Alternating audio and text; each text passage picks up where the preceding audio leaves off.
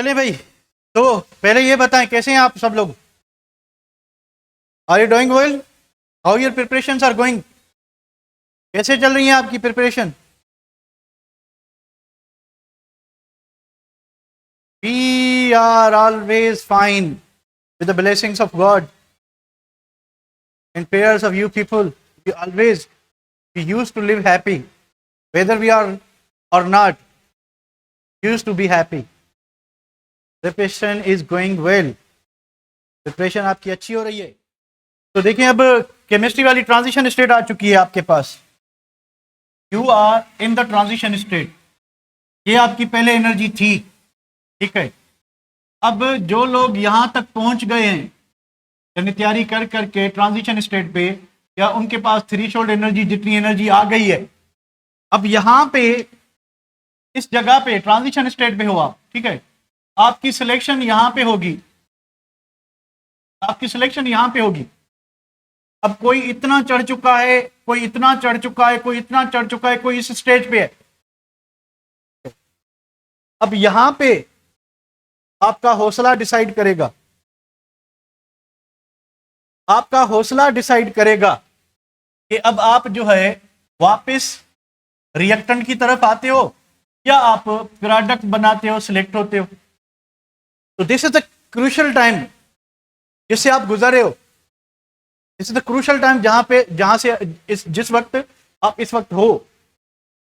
तो यहां पे एक एक जो ऑफ दिन है, one of day can be a meaningful, बहुत ही मीनिंगफुल हो सकता है, बहुत ही मीनिंगफुल हो सकता है, बहुत ही मीनिंगफुल हो सकता है, ठीक है। तो अब ये डिपेंड करता है कि आप यहां पे आके बैक टू पवेलियन वापस आना चाहते हैं, बेड पे जाके नींद करना चाहते हैं, या फिर स्टिल अगर आप यहां पे हैं तो आप थोड़ा सा और एफर्ट लगा के, थोड़ा सा और एफर्ट लगा के प्रोडक्ट की तरफ जाना चाहते हो।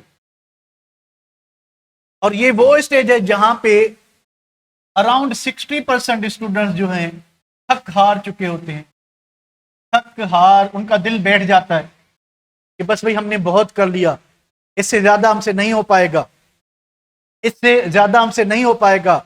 जब आप इस स्टेज पे आके बैक टू जाते हो तो फिर आप जंग हार हो जाओगे। तो आपने क्या करना है कि इस दरिया को जो है, समंदर को पार करना है और यहां तक हौसला रखना है आप लोगों ने। और अगर आप रख गए तो कामयाबी आपका मुकद्दर होगी।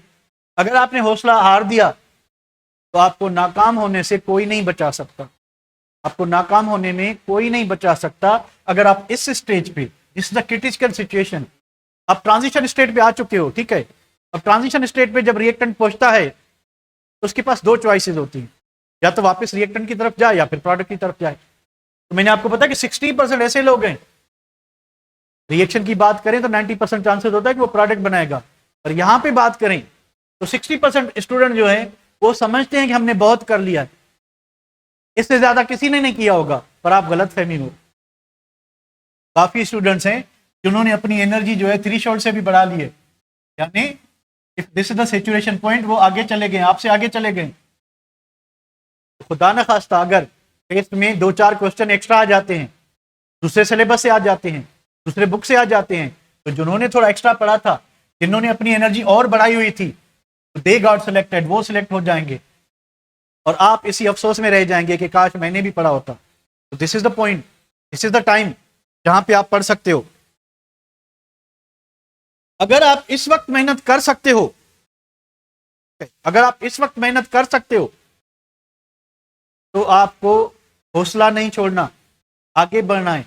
और ये वो डेज हैं जहां पे मैंने आपको बताया ना, अभी जैसे ईद आ रही है तो नो डाउट ईद की एक्साइटेशन होती है, इंतजार होता है, पूरा साल बंदा इंतजार करता है कि भाई ईद आएगी, हम ये करेंगे, वो करेंगे, ठीक है, ऐसा होगा, वैसा होगा। बिल्कुल होगा, बिल्कुल होगा।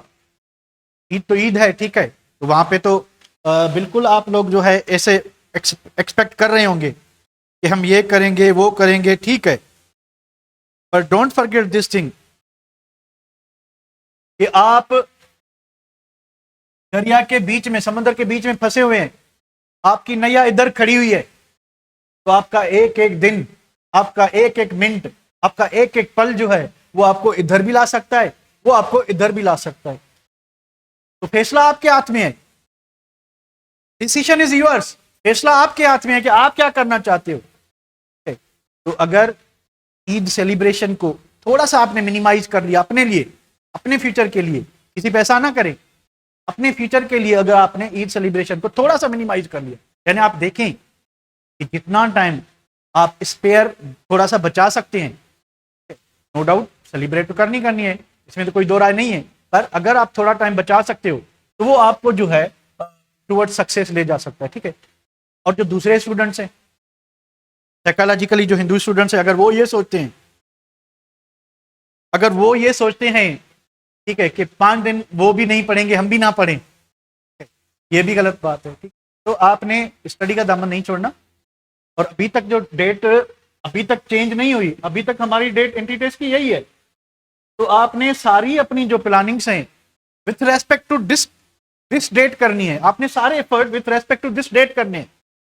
आपने फर्स्ट ईयर भी कवर करनी है, आपने इंटर भी कवर करनी है। अब टाइम मैनेज आप लोगों ने करना होगा, ठीक है, क्योंकि टेस्ट तो आ गई है और ये डेट तो आएगी। अक्सर स्टूडेंट पूछते रहते हैं कि सर अब क्या होगा, कि सर अब क्या होगा, अब क्या होगा मतलब कि टेस्ट की डेट तो आ गई है, चेंज होगी, आगे जाएगी। भाई आगे जाए ना जाए, जाए या ना जाए, उससे क्या फर्क पड़ता है। अगर 27 डेट है तो वो तो सबके लिए है ना, कौन सा सिर्फ आप पे क़यामत टूट रही है, वो तो जितने भी स्टूडेंट्स है वो सबके लिए। ये 27 is common to every student who is appearing in the Sindh medical colleges, जो भी अपीयर हो रहा है सबके लिए ये। तो ऐसा नहीं है कि आपके ऊपर जो है किसी ने जो है पहाड़ डाल दिया, नहीं, वो तो सबके लिए कॉमन है। तो मेंटली फिजिकली आप लोग इसके लिए रेडी रहें, मेंटली फिजिकली आप लोग इस चीज के लिए रेडी रहें कि हमने 27 अगस्त तक अपनी सारी चीजें मुकम्मल कर लेनी है। तो अगर आप यहां तक इस स्टेज पे आकर, या अगर आप तक यहीं तक हो, ठीक है, तो देखें आपको और ज्यादा एफर्ट करने की जरूरत है। अगर आप समझते हो तो आप इस स्टेज पे हो, आपको और ज्यादा थोड़ी मेहनत ज्यादा करनी पड़ेगी। अगर आप इस स्टेज पे हो, ठीक है, तो आपको और ज्यादा मेहनत करनी पड़ेगी, थोड़ी ज्यादा कम करनी पड़ेगी। अगर आप इस स्टेज पे हो फिर भी ये, अगर आप सैचुरेशन पॉइंट पे आप समझते हो कि मैं सिलेक्ट हो सकता हूं, आप समझते हो कि मैं सिलेक्ट हो सकता हूं, स्टिल डोंट फॉरगेट कि आपने काम बंद नहीं करना। भाई अगर आपने 3-4 बुक ऑलरेडी सॉल्व किए हुए हैं, go for the next book, दूसरे बुक पे जाएं, ठीक है। अगर आपने इल्मी कर लिया है, आपने किप्स कर लिया है, आपने स्मार्ट ब्रेन कर लिया है, आपने बूम कर लिया है, ठीक है, तो भैया आप अभी एररलेस पे चले जाएं, आप नीट पे चले जाएं, आप जीमेन पे चले जाएं, जहां से आप सीख सकते हैं।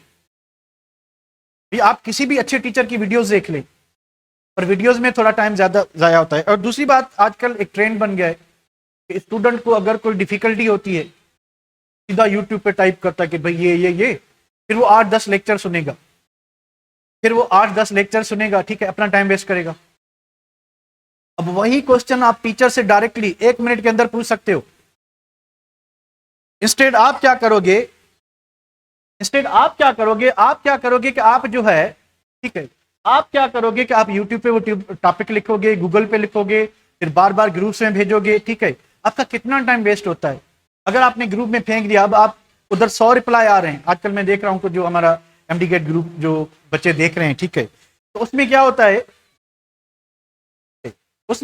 है, ठीक है, रिप्लाई नहीं करते तो कॉल किया करें बेटा, रिप्लाई करें। हमारे पास हजारों मैसेज आते हैं, हर किसी को रिप्लाई नहीं कर सकते, और हर टीचर की अपनी एक पर्सनल लाइफ है, वो आपको हर किसी को इंडिविजुअली जो है वो क्या कहते हैं रिस्पॉन्ड नहीं कर सकता। आप कॉल कर लिया करें, बिल्कुल। आप प्रीवियस टेस्ट जो है मिसबा वो देख लें, क्यों ना देखें, देख लें। सर बायो वाले को भी कहते हैं, वो भी करेगा आपको, ठीक है, पर आप कॉल कर लिया करें या वॉइस कर लिया करें, ताकि वो इजी रहता है। इंस्टेड आप मैसेज टाइप करना थोड़ा डिफिकल्ट लगता है, आप वॉइस कर लिया करें, ठीक है, सर आपको रिप्लाई कर देंगे, मैं कह देता हूं कर देंगे। तो आप लोगों ने खुद को इस डेट के लिए मेंटली फिजिकली राजी रखना है, एग्री करना है, मानना है कि ये डेट है मेरी, इसको डिनाई ना करें, ये ना समझे कि यहाँ पे टेस्ट नहीं होगी। आप आपका सारा फोकस इसी पे होना चाहिए कि टेस्ट इस डेट को है, you have to fight for this date. अब एक्सटेंड हो गई तो आपको एक्स्ट्रा टाइम मिल जाएगा, और वो सिर्फ आपको तो नहीं मिलेगा, वो हर स्टूडेंट को मिलेगा। अगर टेस्ट हो जाती है इस डेट पे फिर भी सबकी होगी भाई, अगर खतरा है तो सबके लिए, अगर कम टाइम है तो वो भी सबके लिए, अगर टाइम एक्सटेंड होता है तो वो भी सबको मिलेगा। तो बेनिफिट भी सबको मिल रहा है, नुकसान भी सबको हो रहा है। तो इसमें रोने धोने वाली बात क्या है भाई, चलें, कैरी ऑन, मूव फॉरवर्ड, ठीक है। इस तरह से जो है, इस तरह से आप कोशिश करें कि इस डेट तक अपना जो भी काम है उसको पूरा करने की कोशिश करें, ठीक है। और मुझे ये बताएं कि कौन फुल जील और जीस से पढ़ रहा है आजकल।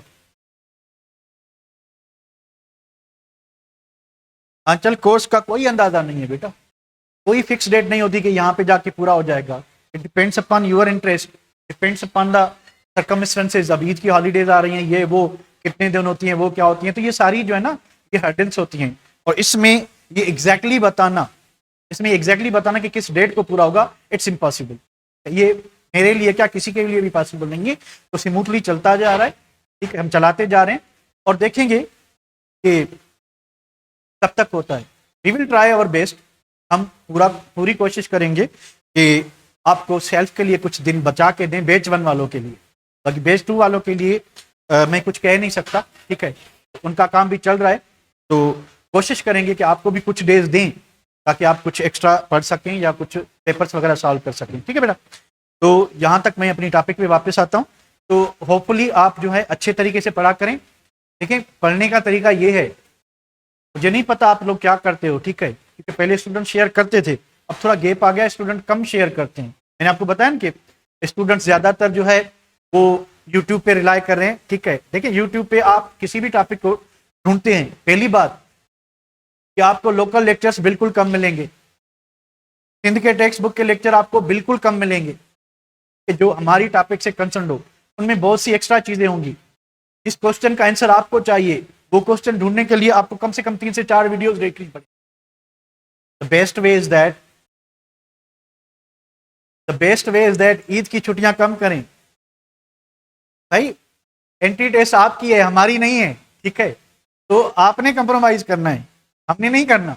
हम आपको एक्स्ट्रा टाइम देके वो कंपनसेशन कर लेंगे, पर पढ़ना आप लोगों ने, ठीक है, हमने नहीं पढ़ना, आप लोगों ने पढ़ना है, हमने पढ़ाना है। तो आप जो है खुद ये चीजें मैनेज करें। तो आप जो भी आज का क्लास वर्क है, ठीक है, उसको आज ही पूरा करें। अब देखें, ये जो कवर करने की बात है स्टूडेंट की लेवल पे डिपेंड करता है। अगर आपने 9th 10th अच्छे से पढ़ा हुआ था, फर्स्ट ईयर अच्छे से पढ़ा हुआ था, तो आपको कम टाइम लगेगा चीजों को समराइज करने में, पर अगर आपको 12 में आके, 12वीं क्लास में आके पता चला है कि मुझे तो डॉक्टर बनना है, तो बेटा 1 साल आपको जो 11 साल का रस्ट लगा हुआ है, जंग लगा हुआ है, तो वो इतना जल्दी धुलने वाला नहीं है, इतना जल्दी साफ नहीं होने वाला। तो वो स्टूडेंट्स जो ऑलरेडी सीरियस थे, जो पहले दिन से जिनको पता था, जैसे ही वो फर्स्ट ईयर में उन्होंने प्री मेडिकल ग्रुप चुना था, उनको पता था कि हमने डॉक्टर बनना है, उन्होंने उस दिन से काम स्टार्ट कर दिया, तो वो आज ऑलमोस्ट यहां तक जरूर होंगे। कोई तो ये लेवल भी क्रॉस कर चुके होंगे, पर ऑलमोस्ट वो यहां तक होंगे।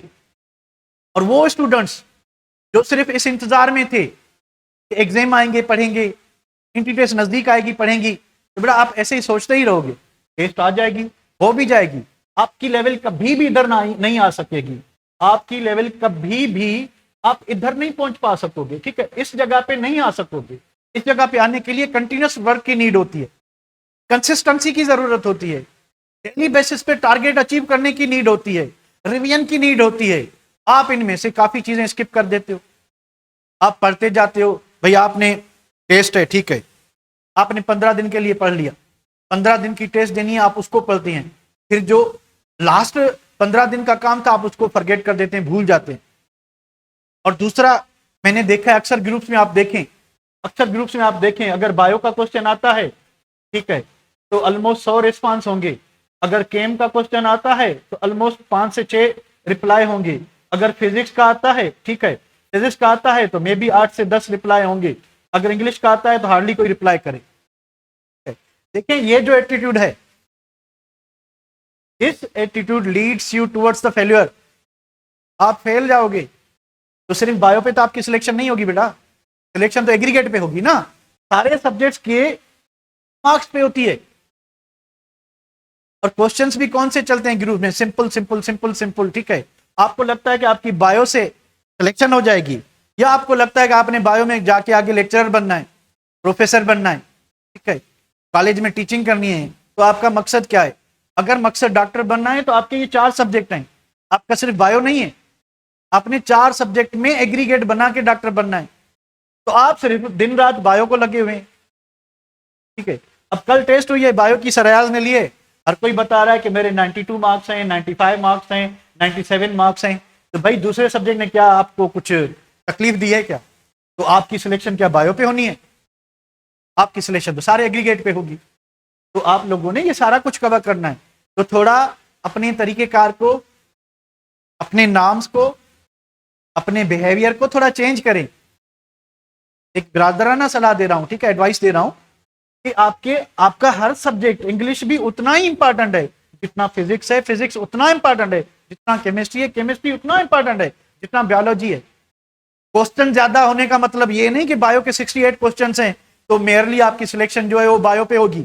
अगर बायो में आपने मान लें कि 68 क्वेश्चन ले लिए, ठीक है, आपने केमिस्ट्री को कम टाइम दिया था तो आपने 54 में से अगर 40 क्वेश्चन ले लिए, फिजिक्स को आपको मैथ नहीं आई थी, आपने फिजिक्स में जो है 36 क्वेश्चंस ले लिए, आपने इंग्लिश को इग्नोर किया था, चलें आपने जो है 12 मार्क्स ले लिए, आपकी सिलेक्शन तो नहीं होगी, आपकी सिलेक्शन तो नहीं होगी अगर आप एग्रीगेट निकालेंगे। तो अच्छे एग्रीगेट की तरफ जाएं, सिर्फ एक सब्जेक्ट इंप्रूव करने से आपकी कभी सिलेक्शन नहीं होगी। तो हमेशा अच्छे एग्रीगेट की तरफ जाएं, ठीक है, ना कि तो आप अच्छे एग्रीगेट की तरफ जाएं। ऐसा नहीं है कि एक सब्जेक्ट आपको अच्छा आता है तो उससे आपकी सिलेक्शन नहीं होती। तो मुझे पता है जो भी मेडिकल में है 90% स्टूडेंट को बायो आती है क्योंकि वो उसको एक्स्ट्रा टाइम देते हैं, पर 80% बच्चों को जो है वो केमिस्ट्री में मुश्किल होता है, 90% बच्चों को जो फिजिक्स में मसला होता है। इंग्लिश को आप सीरियस लेते ही नहीं लेते हो, इसी वजह से आपका स्कोर कम आता है। तो हर सब्जेक्ट की अपनी अहमियत है और सब्जेक्ट की अपनी इंपॉर्टेंस है। डोंट फॉरगेट ये थिंक, आपको अच्छा एग्रीगेट बनाना है। सिलेक्शन के लिए आपके बोर्ड मार्क्स, आपकी इंग्लिश की मार्क्स, आपकी फिजिक्स की मार्क्स, आपकी बायो की मार्क्स और आपकी जो है केमिस्ट्री की मार्क्स, ये सारी मिलके एग्रीगेट बनाएंगी जिसपे आपका सिलेक्शन होगा।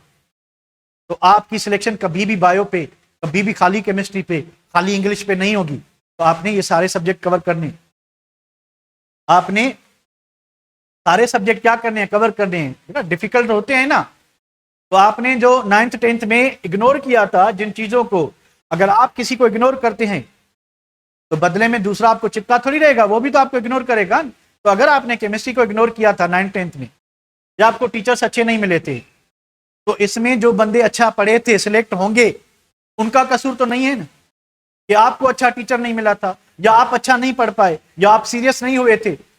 इसमें जो बच्चे सिलेक्ट होंगे जो अच्छा पढ़ रहे हैं या जिन्होंने अच्छा पढ़ा था, उनका तो कोई कसूर नहीं है, उनका कोई कसूर नहीं है। कसूर आपका है कि आपने टाइम वेस्ट किया था। तो ये आपको, ये जो आपने टाइम वेस्ट किया था या आपको बात समझ उस वक्त नहीं आई थी, तो ये जो है ना, ये आपको भुगतना पड़ेगा। ऐसा नहीं है कि चीजें जो है आपने छोड़ दी, ठीक है, तो वो छोड़ दी बस नहीं। एक भी पॉइंट अगर आप छोड़ते हो, अगर उसी पे क्वेश्चन आ जाता है, आप बॉर्डर लाइन पे हो, ठीक है, 1 मार्क आपकी, हाफ मार्क एक क्वेश्चन पे कम हो जाती है, तो आपकी सिलेक्शन नहीं होगी। हाफ मार्क इंपॉर्टेंट है, तो किसी भी चीज को छोड़ना नहीं है।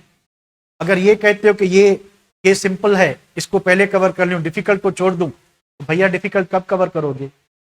आपके सिलेबस में हर दी हुई चीज इंपॉर्टेंट है। काफी स्टूडेंट्स पूछते हैं कि सर इंपॉर्टेंट क्या है?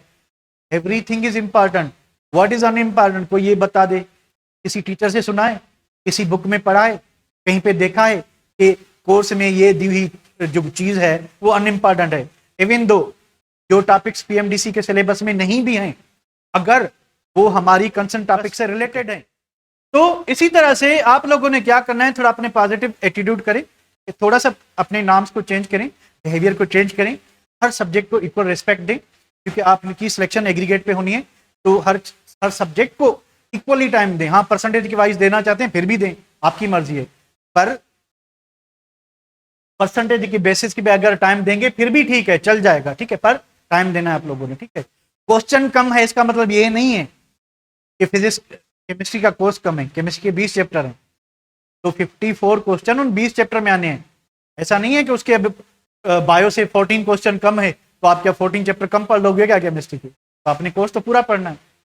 तो आपने सारे सब्जेक्ट को अच्छे से कवर करना है, डेली बेसिस पे काम किया करें। देखिए उधार ना रखें कि ये काम मैंने कल करना है, कल कर लूंगी, कल कर लूंगा, परसों कर लूंगा, ये कल परसों कभी आता ही नहीं है।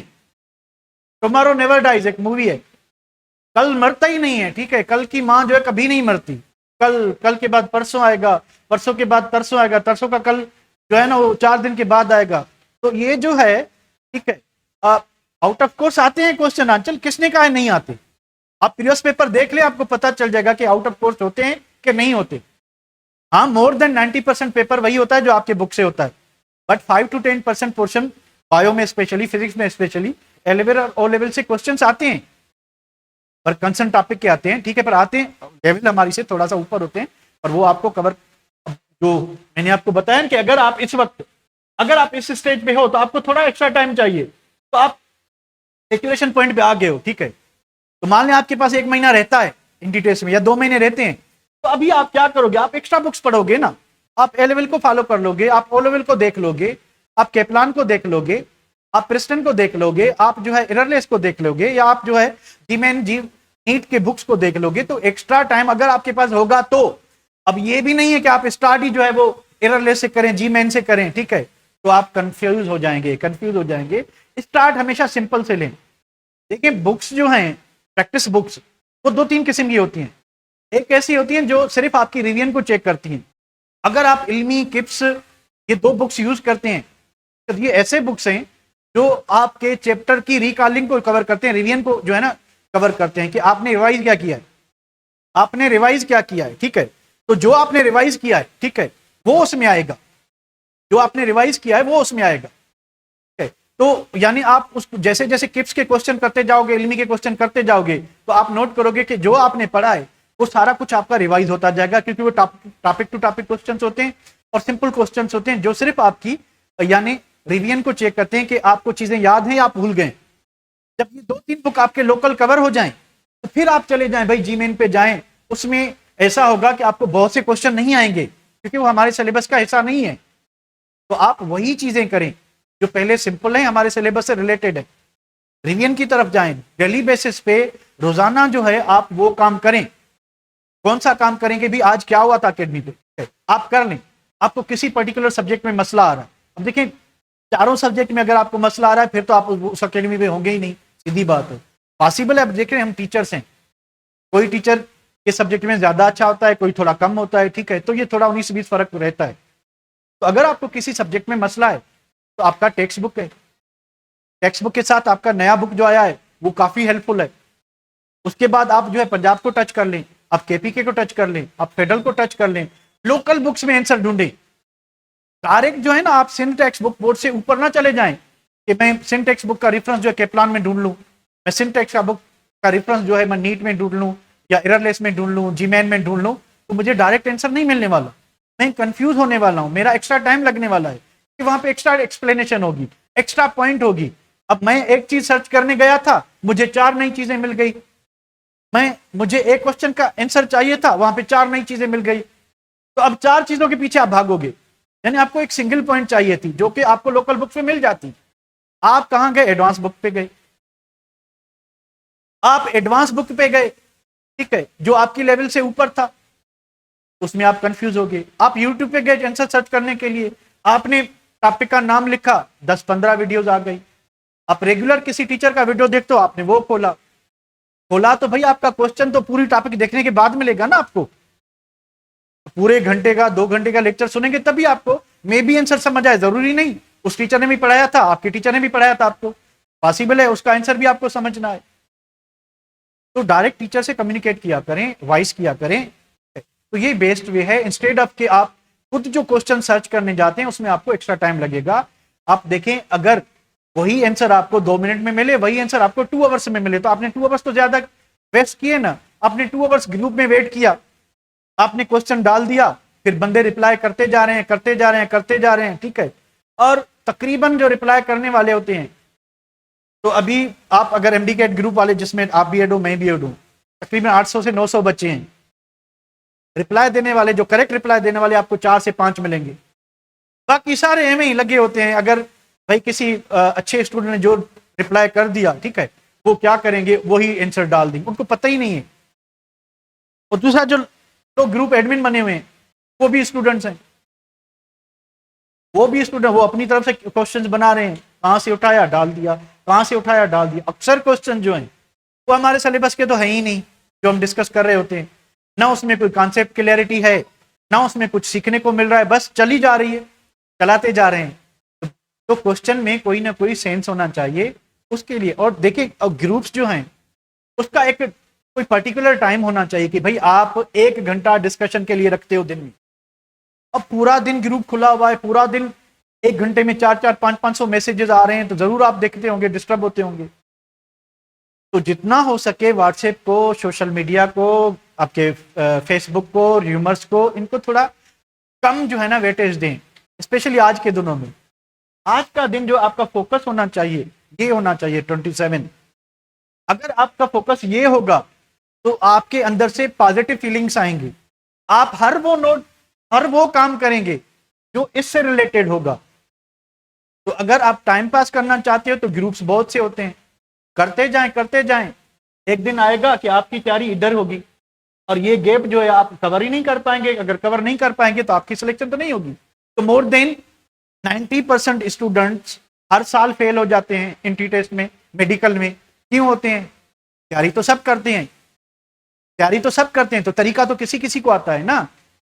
बायो की तैयारी तो मोर देन 90% स्टूडेंट कर चुके होते हैं, सारी बायो उनको आती है। तो फिजिक्स 50% आती है, केमिस्ट्री 60% आती है, इंग्लिश 10% आती है, तो आप डॉक्टर तो नहीं बनोगे बेटा। तो खाली बायो से तो कुछ नहीं होना।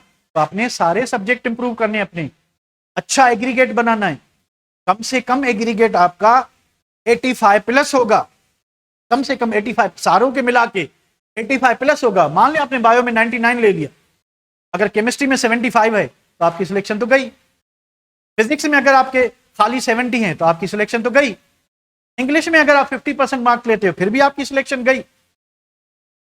तो सिलेक्शन को जाने नहीं देना, आपने इधर पहुंचना है। इधर पहुंचने के लिए जो करेक्ट रूट है वो फॉलो करें, रॉन्ग नंबर ना लगाएं। ये ग्रुप का चक्कर, ये ह्यूमर्स का चक्कर, ये फेसबुक का चक्कर, उसने ये कहा सर डेट चेंज हो गई है, ये कुछ नहीं होता उनसे। ये सारे रॉन्ग नंबर्स हैं। अच्छा, सही नंबर लगाए जो आपको इधर ले जाए, जो आपको डायरेक्ट इधर ले जाए, इधर से वापस ना लाए। तो आप इधर पहुंच के अब गिरो मत, इधर जाओ, उठ के सीधा आराम से सीढ़ी से उतरो, स्टेप वाइज उतरो। ऐसा नहीं कि सीधा आके उधर से जंप लगाओ नीचे डराम, नहीं। आहिस्ता आहिस्ता सक्सेस की तरफ गए थे, ठीक है। अब उस लेवल पे पहुंचे हो कि आप कामयाब भी हो सकते हो, आप गिर भी सकते हो। तो गिरना ना चाहो आप इधर आओ। इधर आने के लिए बहुत कुछ करना पड़ता, आपको बर्दाश्त करना पड़ेगा, आपको काफी कुर्बानियां देनी पड़ेंगी, आपको समझना पड़ेगा चीजों को कि मुझसे क्या गलतियां हो रही हैं। और आपकी गलतियां, आपकी लेवल आपसे ज्यादा कोई नहीं जानता। आपकी गलतियां, आप कितना टाइम वेस्ट करते हो, आप कैसे जो है टाइम वेस्ट करते हो अपना, आपसे ज्यादा कोई नहीं जानता। बिलीव करें, आपसे ज्यादा कोई नहीं जानता। आपको कुछ नहीं आता, आपसे ज्यादा कोई नहीं जानता, है ना। टीचर को भी इतना पता नहीं होता। हाँ, ये जरूर होता जब आप सामने होते हो, पता चल जाता है। कोई क्वेश्चन हमने दिया, कॉन्सेप्चुअल क्वेश्चन था, आपको नहीं आया, तो जरूर कॉन्सेप्ट में प्रॉब्लम है। रट्टे का क्वेश्चन था, आपने को नहीं आया, तो जरूर आपने जाहिर है पढ़ा नहीं है, ठीक है, मैयर हो जाता है। और काफी चीजें जो स्टूडेंट, जरूरी नहीं है कि जो स्टूडेंट क्लास में रिस्पॉन्ड करते हैं, ग्रुप में रिस्पॉन्ड करते हैं, उन्हीं को ही सब कुछ आता है। तो स्टूडेंट भी होते हैं। और ये भी जरूरी नहीं है कि आपका 15 दिन की टेस्ट में अगर स्कोर अच्छा आता है, आपका अगर 15 दिन की टेस्ट में स्कोर अच्छा आता है तो आप ये समझ लें, ठीक है, तो क्या आप डॉक्टर बन जाएंगे। नहीं, ऐसे काफी स्टूडेंट्स होते हैं जो हर टेस्ट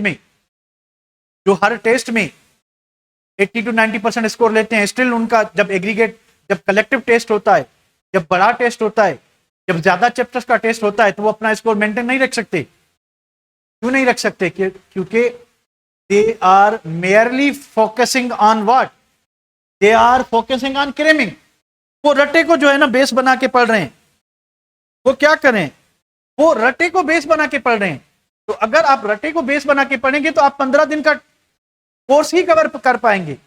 अगर आप रटे के साथ साथ, रटे की अपनी अहमियत है, ऐसा नहीं कि नहीं, आपके 60% क्वेश्चन ये जो है रट्टे पे ही बेस्ड होते हैं, ठीक है।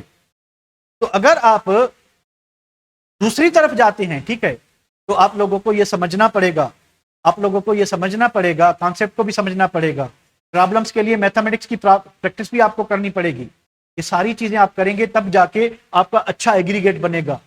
और बहुत ही ये टास्क सिंपल नहीं है। ये टास्क उनके लिए नहीं है जो रात को 10-11 बजे सो जाते हैं, सुबह को 8-9 बजे उठते हैं। ये फील्ड उनके लिए बनी ही नहीं है। ये फील्ड उनके लिए नहीं बनी जो रात को 9-10 बजे 11 बजे सो जाते हैं, जो दिन सारा ये बहाना करते हैं कि गर्मी थी, लोड शेडिंग है, ठीक है, बिजली नहीं थी, बहुत गर्मी थी, मैं पढ़ नहीं पाया। या आप जो है टेस्ट में रीजन देते हो, सर मेरी तबीयत सही नहीं थी, सर ये था इसलिए मेरा कम स्कोर आया। तो जितने रीजंस आप अच्छा स्कोर ना करने के लिए देते हो, अगर 2 या 3 भी अच्छे रीजन आप स्कोर इंप्रूव करने के लिए अपने लिए ढूंढ लो, स्कोर को इंप्रूव करने के लिए, अपना फेल्यूर को कम करने के लिए अगर अपने लिए ढूंढ लो, हमें ना बताओ, पेरेंट्स को ना बताओ कि मेरी तबीयत खराब थी इस वजह से मेरा स्कोर कम था, ये था, लोड शेडिंग थी, बिजली नहीं थी, ये था, बच्चे शोर करे थे, घर का माहौल नहीं है, ये नहीं, वो नहीं। इन सारी चीजों की जगह अगर आप 2-3 रीजन अपने आप को इंप्रूव करने के लिए ढूंढ लेते हो, तो मैं कहता हूं आपको जो है कामयाब होने से कोई नहीं रोक सकता। अपने अंदर के फेलियर्स को देखो, दूसरे की सक्सेस से ना जलो, खुद को देखो, खुद को इंप्रूव करो, मैनेज करो कि टाइम कैसे मैनेज करना है, क्या करना है, ये चीज कैसे होती है, वो चीज कैसे होती है। ये सारी चीजें आपको जो है ना खुद को क्या करनी पड़ेगी, मैनेज करनी पड़ेगी। कोई आपको जो है इस वक्त अगर आप सजेशंस लेने पे तुले हुए हैं कि कोई मुझे बताए कि मैं डॉक्टर कैसे बनूंगा, तो ये अभी वो टाइम नहीं है, ठीक है। ये अभी वो टाइम नहीं है जहां पे आपको ये पता चले कि कोई आपको सजेस्ट करे तभी आप डॉक्टर बन सकते हो। आपको ऑलमोस्ट 14 to 15 ईयर्स हो चुके हैं पढ़ते पढ़ते, आपको 14 to 15 ईयर्स जो है हो गए हैं पढ़ते पढ़ते। अभी भी अगर आपको पता नहीं चला तो भाई कोई जादू की छड़ी नहीं कि आपको बता दे कि इस तरह से डॉक्टर होते हैं। हाँ, ये है कि टाइम मैनेज का तरीका आपको कोई भी बता सकता है। मैं अक्सर आपको बताता रहता हूं कि आप ऐसा करें, सिंपल सी बात काम करें कि आप 1 हफ्ते का अपना टाइम जो है वो नोट करें। सोने से पहले, बिफोर गोइंग टू बेड, आप पूरा दिन अपनी एक्टिविटीज नोट करें कि इस एक्टिविटी में मुझे इतना टाइम लगा था। दिन को लिखते जाएं कि मैंने सुबह उठने के बाद 2 घंटे ये किया, 2 घंटे वो किया, 2 घंटे वो किया। आपको काफी स्पेयर टाइम मिल जाएगा जो हमें पता नहीं चलता, हम वेस्ट कर रहे होते हैं पर रियलाइज नहीं करते, पता नहीं चलता। जैसे अपनी गलती होती है कभी नहीं मानते, अपनी गलती होती है, बहुत ही कम लोग होते हैं, बहुत ही इतने बड़े दल वाले कम होते हैं जो अपनी गलती मान लेते हैं, दूसरे को ब्लेम देते हैं। तो आप जब लिखोगे तो बहुत ही ऐसा टाइम होता है जो हमारा अनइंटेंशनली हमें पता ही नहीं है वेस्ट हो रहा है, और जब आप लिखोगे आपको पता चलेगा। आप उस टाइम को यूजफुल टाइम में कन्वर्ट कर सकते हो, अपनी स्टडी में यूज कर सकते हो। पॉसिबल है, अगर आप यहां तक पहुंच चुके हो, आपको और टाइम नहीं मिल रहा, तो आप अपना टाइम मैनेज करें। देखें, 1 घंटा निकालें, 1 आवर जरूर निकल जाएगा। आप कितने भी बिजी हो, 1 घंटा जरूर निकल जाएगा। तो आप वो कोई एक्स्ट्रा बुक पढ़ सकते हो, आप एक्स्ट्रा प्रॉब्लम सॉल्व कर सकते हो, आपकी लेवल और इंप्रूव हो जाएगी। तो ये चीजें, हमेशा पॉजिटिव रहो, फोकस टू द गोल रहो, फोकस टू द गोल रहो। इधर उधर कोई क्या कर रहा है उससे आपको फर्क नहीं पड़ना चाहिए।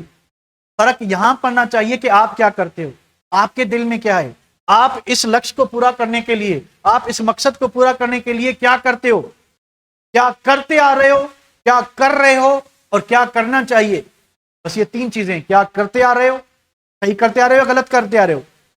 अगर गलत करते आ रहे हो तो चेंज योर वे। क्या कर रहे हो, इस वक्त क्या कर रहे हो, whatever you are doing is working for you और not. If not, change the way. किसी अपने कजन से पूछ लें जो ऑलरेडी सिलेक्टेड है, किसी अपने क्लास फेलो से पूछ लें, किसी सीनियर स्टूडेंट से पूछ लें कि भाई लास्ट ईयर आपकी सिलेक्शन हुई थी तो आपने क्या किया था, आपने क्या स्ट्रेटेजी अप्लाई की थी। अब ये देखिए, स्ट्रेटेजीज भी स्टूडेंट वेरी करेगी। हर स्टूडेंट का अपना एक क्राइटेरिया होता है चीजों को डील करने का। तो अगर मेरी फैमिली ज्वाइंट फैमिली है, ठीक है, और दूसरे की फैमिली जो है इंडिविजुअल फैमिली है, तो दोनों की जो टाइमिंग मैनेज करने की जो सिनेरियो होगा वो डिफरेंट होगा। अगर मेरी ज्वाइंट फैमिली है, मेरे घर में बच्चे ज्यादा हैं, 10-15 बच्चे हैं, कजन्स हैं हमारे, ठीक है, इधर उधर घूमते रहते हैं, ज्यादा शोर रहता है, तो सुटेबल टाइम आपको रात को मिलेगा स्टडी करने के लिए। अगर मेरे पास एक आइसोलेटेड रूम है, ठीक है, तो मेरे पास सारा टाइम सुटेबल है, मैं सारे टाइम को यूजफुल टाइम बना सकता हूं। पर मैं देखूं तो सही, मैं व्हाट्सएप ग्रुप पे कितना टाइम लगा रहा हूं, मैं फेसबुक को कितना टाइम दे रहा हूं। आप इस चीज को बंद कर लें, आप इस चीज को बंद कर लें, ठीक है। सिर्फ कुछ पर्टिकुलर टाइम फिक्स करें अप टू 20 डेज, जिसमें आप भाई मैंने ग्रुप में इस वक्त आधा घंटा देना है, मैंने ग्रुप में 1 घंटा देना है, सिर्फ देखना है कि कौन से क्वेश्चन आए थे और बच्चों ने आंसर क्या दिया। आपको आंसर तो वहीं पे मिल जाएंगे, तो आपको डायरेक्ट पार्टिसिपेट करने की क्या जरूरत है कि आपने क्वेश्चन फेंका, फिर आप घंटों वेट करते रहे कि लोग क्या जवाब देते हैं, फिर आप हर किसी को काटा लगा रहे हो, किसको राइट लगा रहे हो, किसको 100% लगा रहे हो, ठीक है, आप लगा रहे हो, अपना टाइम वेस्ट कर रहे हो। जबकि आपने जब ये क्वेश्चन शेयर किया था, आपकी 2 पॉसिबल रीजन हो सकते हैं। एक तो आप ये देखना चाहते हो, आपको आंसर आ रहा था, आप ये देखना चाहते हो कि दूसरों को आता है कि नहीं। अब आपको ये आंसर आ रहा था, फिर भी आपने ग्रुप में डाला दूसरों को चेक करने के लिए, फिर आप जो है काटा लगा के खुश हो रहे हैं कि इसको भी नहीं आता, इसको भी नहीं आता, इसको भी नहीं आता, ठीक है। तो ये काटा जितने लगा रहे हैं ना, आप अपना टाइम वेस्ट कर रहे हो। ये वो टाइम है जहां पे जो जिसको आपने राइट लगाया, करेक्ट लगाया, वो जो उधर बैठ के अपना काम करे, आपकी जगह पे स्टडी कर रहा है, जिसको आपने टिक लगाया कि ये सही है, वो अपनी जगह पे बैठ के वो क्या कर रहा है, वो जो है वो आपको पीछे धकेल रहा है, ठीक है, आप पीछे चले जा रहे हो। तो ग्रुप में एक्टिविटी को लिमिटेड करें, सोशल नेटवर्क से गुरेज करें, परहेज करें, ये सेहत के लिए अच्छे नहीं होते, ठीक है। व्हाट्सएप को जितना हो सके मिनिमाइज करें, एक कोई भी आधा घंटा या कोई भी 1 आवर फिक्स कर लें दिन में, वो भी अपना टाइम मैनेज करें कि क्या कौन सा टाइम देना, ये आप मैनेज कर सकते हो कि भाई मैंने आज एकेडमी का आज का सारा काम पूरा कर दिया, पूरा करने के बाद मुझे 2 घंटे एक्स्ट्रा मिले, 1 घंटे में मैंने पिछले हफ्ते का कोर्स रिवाइज कर लिया, दूसरा घंटा स्पेयर मिलता है, तो आपके पास 2 ऑप्शन हैं, क्या करें, अगले महीने वाला काम कवर करूं या व्हाट्सएप ग्रुप एक्टिव हो जाऊं। तो मुझे आप बताओ, आप क्या करोगे, आपके लिए फायदेमंद चीज क्या है, ग्रुप एक्टिव हो जाओ या पिछले महीने का कोर्स कवर कर लो, क्या करोगे आप लोग, मुझे बताओ, कमेंट करो, क्या करोगे आप लोग, बेनिफिशियल क्या है, रिवीजन या जो है आपको बस टिक लगाने हैं, क्या करना है आप लोगों ने। तो चीजों को देखें ना, हमें सारा पता होता है, राइट रॉन्ग, देखिए हम इंसान हैं, इंसान को हर चीज का पता होता है कि मैं सही कर रहा हूं, गलत कर रहा हूं, मुझे क्या आता है, मुझे क्या नहीं आता, सब कुछ पता होता है। ऑनलाइन टेस्ट होता है, अब गूगल खोल के बैठ जाते हो, उधर से आंसर देख रहे हो, उधर लिख रहे हो, भाई चलो आपके पेरेंट्स मिस गाइड हो गए, हम भी एकेडमी वाले मिस गाइड हो गए कि भाई बच्चे ने अच्छा स्कोर किया है, ठीक है, हम भी मिस गाइड हो गए, ठीक है, और पेरेंट्स भी मिस गाइड हो गए।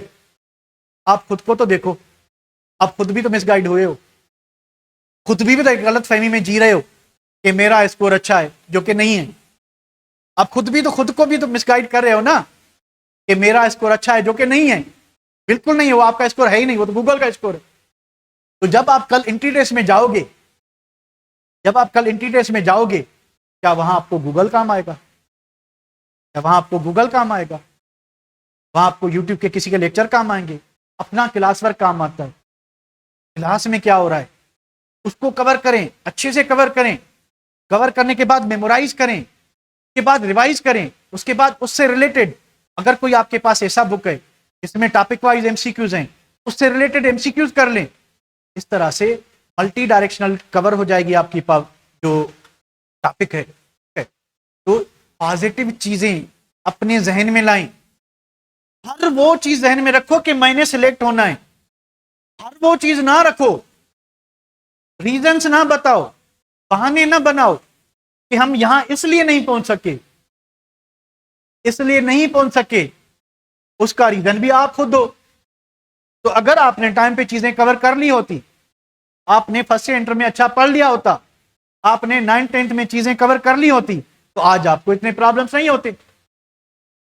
पर अगर आप मेडिकल स्टूडेंट हो तो हाई लेवल का कंपटीशन होता है, तो चीजें इतनी सिंपल तो नहीं है।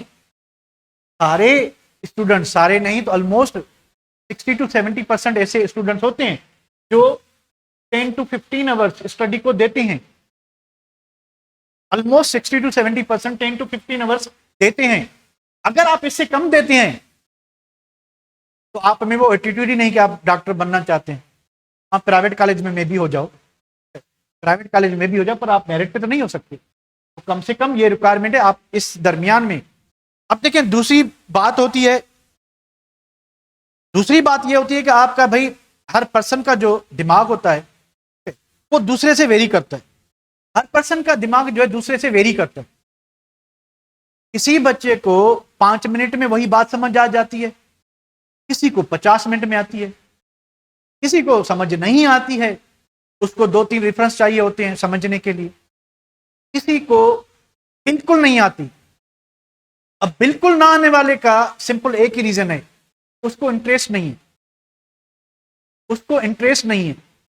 अगर इंटरेस्ट होता, एक मर्तबा, दूसरी मर्तबा मुझसे नहीं तो शबीर साहब से नहीं तो किसी बुक से नहीं तो किसी भी और केमिस्ट्री के टीचर से आप लोग समझ जाते कि ये मैंने करना है, ठीक है। पर जो है आप मैनेज नहीं कर पाए। क्यों नहीं कर पाए? आपका इंटरेस्ट ही नहीं है। भाई घर वालों ने जबरदस्ती आपको मेडिकल में भेज दिया कि जाओ बेटा आपको डॉक्टर बनना है, आपकी ख्वाहिश ही नहीं है, तो आप जबरदस्ती आ गए हो, गलती से आ गए हो फील्ड में, फिर भी आप मिसफिट हो। अगर आपको पता है कि मैं बहुत कोशिश कर रही हूं पर मेरा स्कोर अच्छा नहीं आता, तो आप तरीका चेंज कर लो, ठीक है। पढ़ने का तरीका चेंज कर लो। किसी अपने दोस्त से पूछ लो कि भाई आप कैसे पढ़ते हो, चीजों को कैसे मैनेज करते हो, कैसे कवर करते हो, मुझे भी बताओ तो मैं अपना तरीका चेंज करके देखूं, ठीक है। उससे आप में बेहतरी आ सकती है। दूसरा, आप पढ़ रहे हो पर आपके कॉन्सेप्ट क्लियर नहीं है, कंसिस्टेंसी नहीं है। आप बैठ रहे हो पर अजीब ख्याल आ रहे हैं, किसी का मैसेज आ रहा है, किसी की कॉल आ रही है, आप कंसंट्रेट नहीं कर पा रहे हो, तो मोबाइल को ऑफ करके पढ़ो। थोड़ा सा आप रिलैक्स होके पढ़ेंगे, इंप्रूवमेंट आ सकती है। अगर आप सब कुछ कर रहे हो, मोबाइल भी जो है आपका बंद है, ठीक है, मोबाइल भी बंद है, और उसके बाद जो है आप पढ़ भी रहे हो, थोड़े ज्यादा कॉन्सेप्ट भी हैं, फिर भी स्कोर नहीं आ रहा, तो भाई आप क्वेश्चन को हल्के पे ले रहे हो। आप क्वेश्चन की स्टेटमेंट को पढ़ ही नहीं रहे, आप क्वेश्चन को वैल्यू ही नहीं दे रहे। आप क्वेश्चन की स्टेटमेंट को थोड़ा टाइम दें। जब भी कोई टेस्ट होती है, ठीक है, जब भी कोई टेस्ट होती है, हर कोई ये कहता है कि सर ये तो मुझे आ रहा था, तो बेटा उस वक्त क्या हुआ था, उस वक्त ये हुआ था। आपने क्वेश्चन को हल्के में लिया, आपने क्वेश्चन की रेस्पेक्ट नहीं की, आपने क्वेश्चन को बिल्कुल वैल्यू नहीं दिया, तो इन रिटर्न क्वेश्चन भी आपको डिग्रेड करेगा। कभी कभी क्वेश्चंस में थोड़ी थोड़ी लॉजिक होती हैं। आप समझते हो कि हर क्वेश्चन इजी होता है, इजी नहीं होते क्वेश्चंस में लॉजिक होती है। तो पीएमसी का भी यही वेटेज है कि 60% सिंपल होंगे, 20% मॉडरेट होंगे, तो 20% हार्ड क्वेश्चन होंगे, डिफिकल्ट क्वेश्चन होंगे। तो उन डिफिकल्ट क्वेश्चन ही आपकी सिलेक्शन को डिसाइड करेंगे, क्योंकि 20% ज्यादा ऐसा है, 20% क्वेश्चंस का ज्यादा हिस्सा है। 80% अगर आप सपोज करें सिंपल और मॉडरेट सारे क्वेश्चन आपके सही हैं, जो कि पॉसिबल नहीं है, उसमें भी गलती होगी, पर अगर सारे भी सही हैं फिर भी आपकी सिलेक्शन नहीं होगी 80% पे। तो आपको डिफिकल्ट क्वेश्चंस को समझना पड़ेगा, उसकी स्टेटमेंट को पढ़ना पड़ेगा कि उसकी स्टेटमेंट क्या कहती है, यह चीज आप लोगों को क्या करनी पड़ेगी, समझनी पड़ेगी।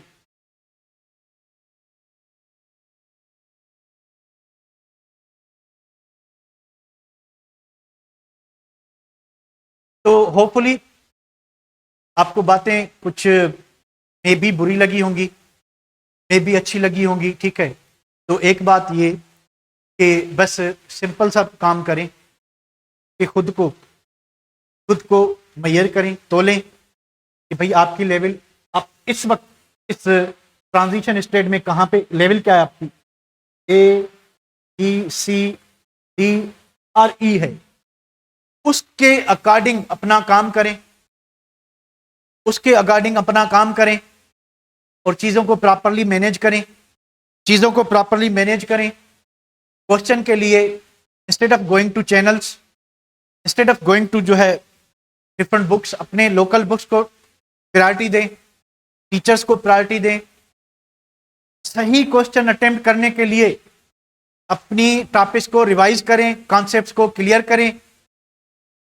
उसके बाद क्वेश्चन जब आता है तो उसकी स्टेटमेंट को थोड़ा अच्छे से पढ़ लिया करें।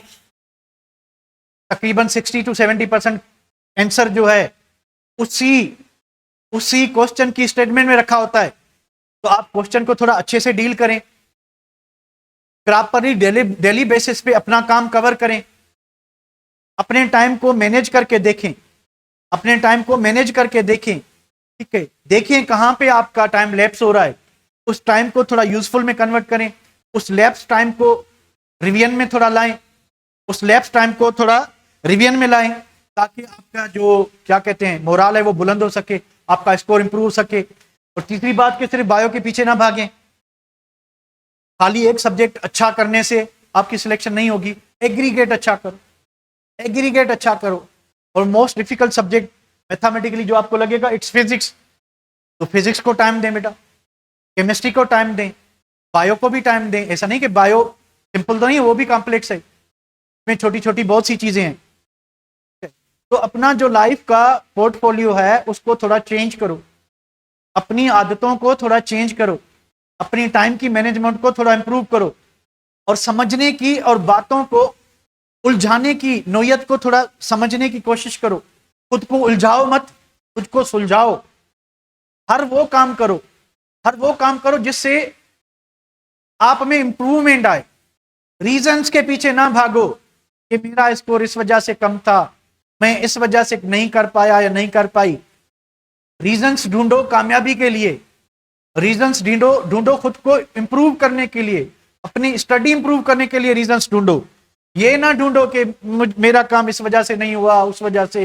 ये बातें अब छोड़ दें, क्योंकि आपके पास इतना टाइम नहीं है। बस अपनी लेवल जो है ये प्रॉपरली डिसाइड करें। ए पे हैं, बी पे हैं, सी पे हैं, डी पे हैं। अगर डी पे हैं तो आप ट्रांजिशन स्टेट पे हैं, ठीक है। अगर डी पे हैं तो आप ट्रांजिशन स्टेट पे हैं, आप नीचे भी गिर सकते हैं, आप कामयाब भी हो सकते हैं। अब it's up to you people कि आप क्या करना चाहते हैं।